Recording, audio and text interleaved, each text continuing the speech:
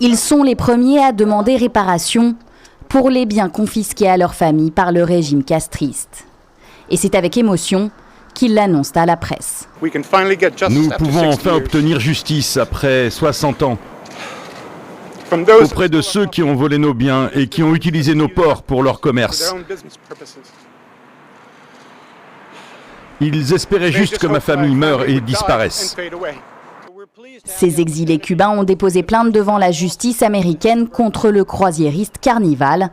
Ils l'accusent d'avoir exploité les ports de la Havane et de Santiago de Cuba sans en être propriétaires, des terres qui leur auraient été spoliées après la Révolution. C'est la première entreprise à être poursuivie aux États-Unis sous le coup de la loi Helms-Burton. La loi qui vient d'entrer en vigueur et qui crée un droit pour ces revendications a été votée en 1996.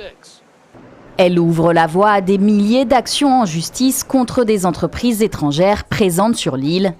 Avec cette loi, Donald Trump accentue la pression sur la Havane, sur fond de crise avec le Venezuela, pays allié des socialistes. Son objectif, asphyxier l'économie cubaine. La Havane craint une fuite des investisseurs. Nous espérons qu'il n'y aura aucune répercussion et que le monde des affaires va poursuivre ses relations avec Cuba. Parmi les principaux investisseurs dans l'île figurent les Européens.